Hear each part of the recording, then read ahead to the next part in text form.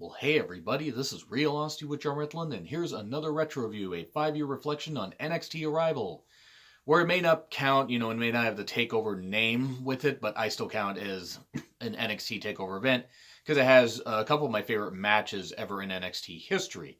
One that I actually forgot just how good it was, and a women's match that I ranked as a pretty high on my every NXT TakeOver women's matches, list ranked from worst to best.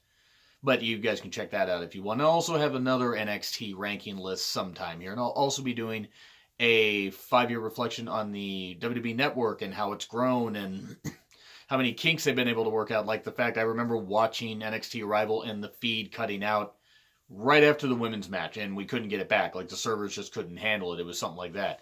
Didn't even have anything to do with my internet. Apparently it was just like a blackout in so many areas. But another reason I wanted to watch is, does this hold up to other NXT, takeover specials and all that stuff? I will say 3 matches do.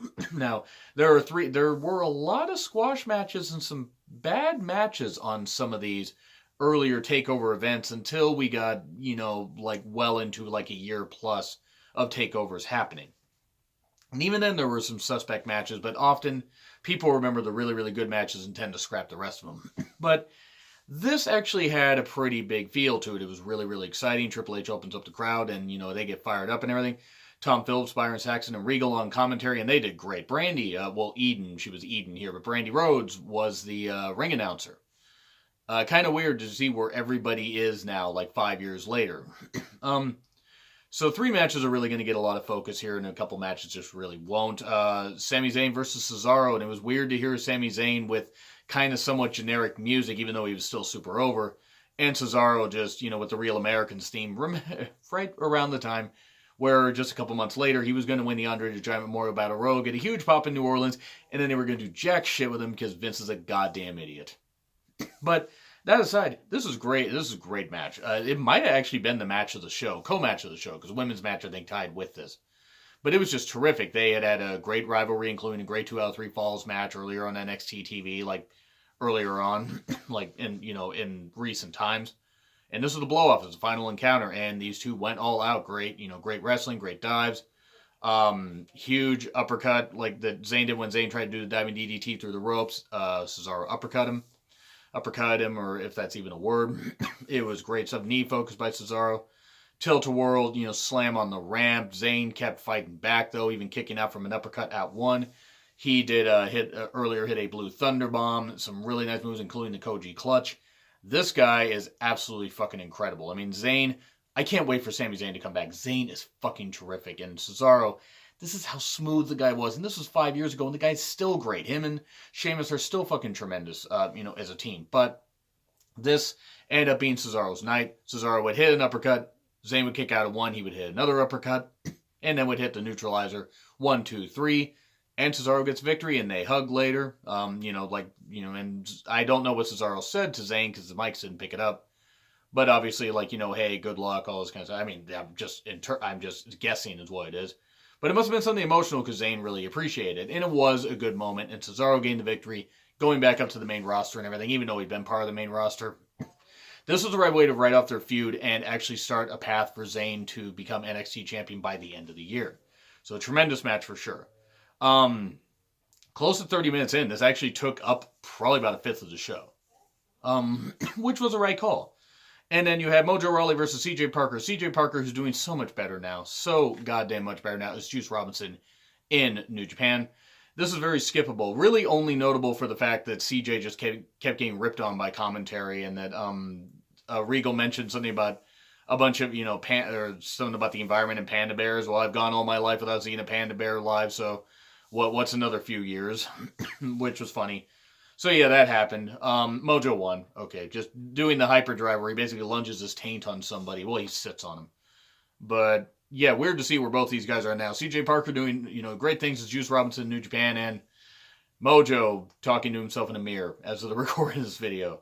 Emma video package. This was back in her bubble popping phase. I love Emma. Emma could make a gimmick like this work, or a more serious gimmick work. Couldn't make Emelina work. Nobody can make Emelina work because it wasn't fitting for her.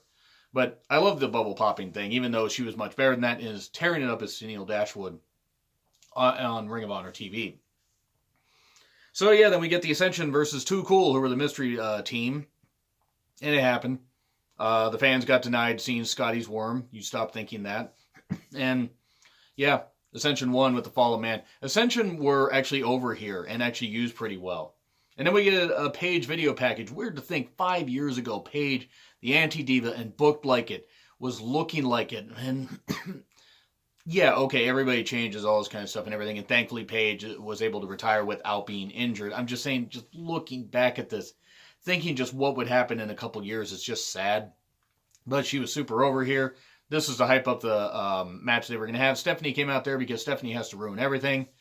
And talking about the women's, like, the next generation of divas. Thankfully, about a couple years after this, we dropped that divas bullshit and we'd get rid of a whole bunch of women that had the diva label on them and that may have tried their best, but just weren't any good and should have not been used full time or any time after that. Nikki Bella, Brie Bella.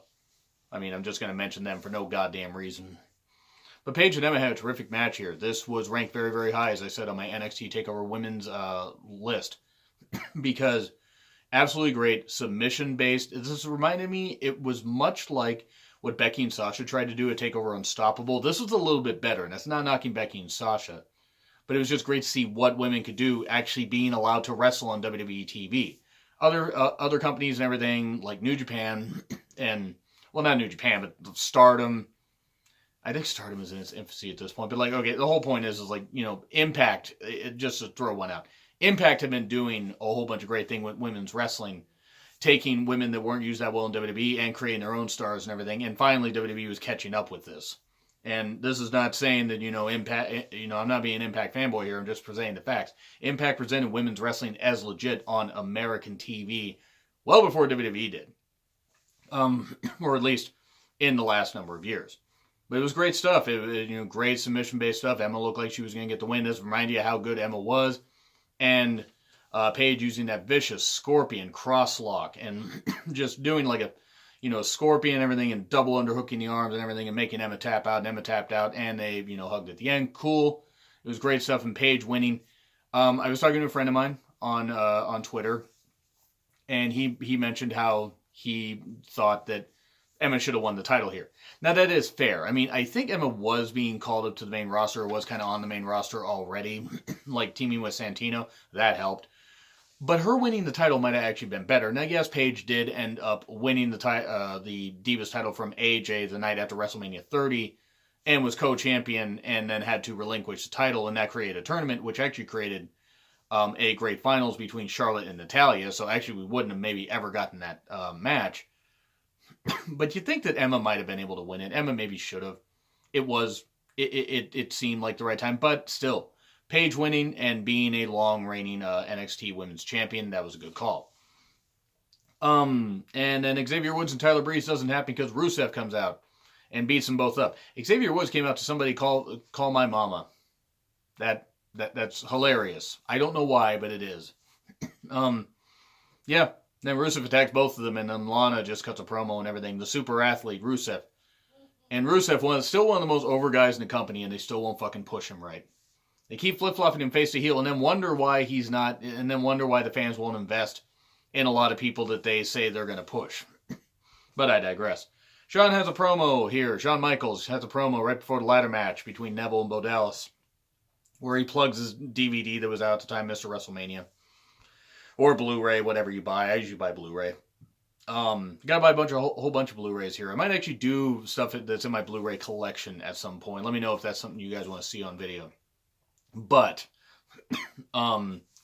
he talks about the ladder match and everything. And hey, you want to see these ladder matches? Watch my DVD. So we have Bo Dallas versus Adrian Neville, when Neville actually had a first name and Bo Dallas was taken seriously. NXT title ladder match. Good stuff. I love that Bo was taken seriously here. Even though, yes, he was never great in the ring, he was good in the ring and could get some good heat, and it's such a shame that he is not taken seriously at all. And I mean, he can do some good comedy. Him and Curtis Axel have been doing some good comedy, but Bo could be so much better than this, or than he currently is. But here, he was terrific. Him and Neville made some creative, I'm just going to call him Neville because that's what I'm used to, some creative usage of the ladder and everything, some impactful spots. Nothing too crazy where it's like, okay, we're just doing high spot, high spot, high spot. They're telling a good story and everything. Bo using the ladder, but wanting to be more traditional and stuff like that, and Adrian being just, or Neville just being that goddamn good. The problem is when I say Adrian, I'm thinking Adrian Street, and there's no way Adrian Street was wrestling in 2014 that I'm aware of. But yeah, near the end, Bo gets put on the ladder, red arrow, and on Bo, smash him into the ladder he's laying on. Neville sets up the ladder, climbs up there, just as Bo's trying to get to the ladder, he gets to the bottom rung, and Neville grabs the title and just holds it at him and everything. So Neville has the championship and closes the show as NXT champion and would end up holding it until December when he faced off against Sami Zayn in a great match.